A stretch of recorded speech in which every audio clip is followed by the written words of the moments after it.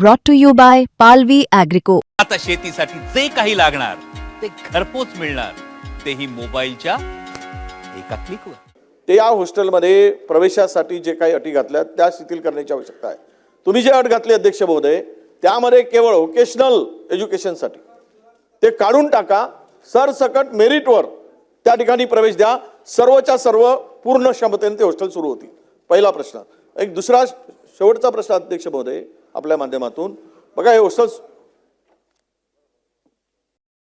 सुरू झालेत अध्यक्ष महोदय, पण अजूनही माननीय नाना भाऊ म्हटल्याप्रमाणे फार जागा कमी आहे, रेंटनी घेतलेले आहे. तुम्ही द्या ना 1000 कोटी रुपये, उद्या जागा मिळतील आणि हॉस्टेलचे बांधकाम सुरू होतील. सामाजिक न्याय विभाग करते ते केंद्र सरकार देते म्हणून करते. आमचे प्रस्ताव 2-2दा 3दा केंद्र सरकारकडे गेलेत. 200 ने 100 कोटी रुपये दर वर्षाला त्यासाठी येतात. त्यामध्ये काहीच होणं शक्य नाही. म्हणून आमची स्पेसिफिक आमची विनंती आहे आपल्याला की आपण यासाठी या बजेटमध्ये 72 वसतिगृहाच्या पूर्ण क्षमतेनं बांधकामासाठी, खाजगी जमीन खरेदी करायसाठी, शासकीय असेल तर शासकीय जमीन हस्तांतर करून 72ही वसतिगृह बांधण्यासाठी एक मुदतीत आराखडा तयार करून हे काम पूर्ण करणार आहात का? माननीय अध्यक्ष महोदय, पहिल्यांदा तर मी राज्याचे जे ओबीसी विकास मंत्री आहेत अतुल सावे यांचं मनापासून अभिनंदन करेन की त्यांनी मागे लागून हे 65 हॉस्टेल सुरू केले.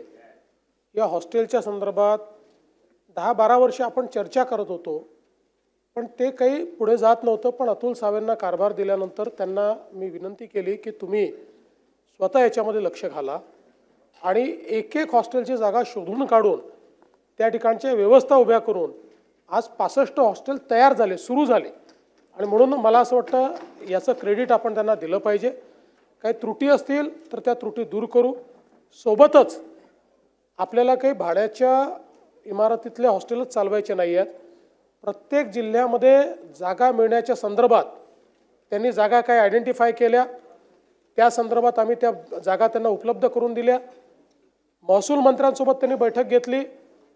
जवळपास प्रत्येक जिल्ह्यामध्ये जागा आयडेंटिफाय होते किंवा झालेली आहे.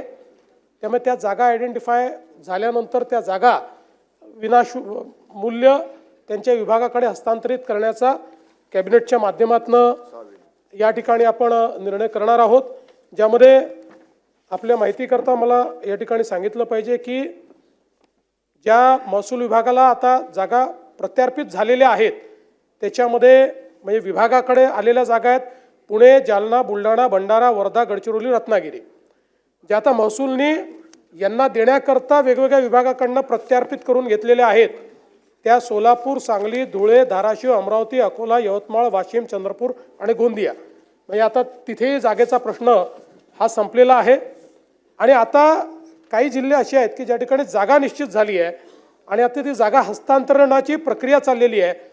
ते आहेत नागपूर, कोल्हापूर, सातारा, नाशिक, जळगाव, नंदुरबार, लातूर, नांदेड, हिंगोली, बीड, परभणी, सिंधुदुर्ग, पालघर, छत्रपती संभाजीनगर आणि अहिल्यानगर. जागा न मिळालेले फक्त 4 जिल्हे आहेत. त्या 4ही जिल्ह्यांमध्ये मी स्वतः लक्ष घालून त्यांना जागा मिळवून देईल. जे आपले MMR रिजनमधले आहेत रायगड, ठाणे, मुंबई शहर आणि मुंबई उपनगर, त्यात मी स्वतः त्यांच्यासोबत बसून या 4ही जिल्ह्यात जागा मिळवून देऊ. इतर सगळीकडचा जागेचा प्रश्न हा जवळपास मार्गी लागलेला आहे.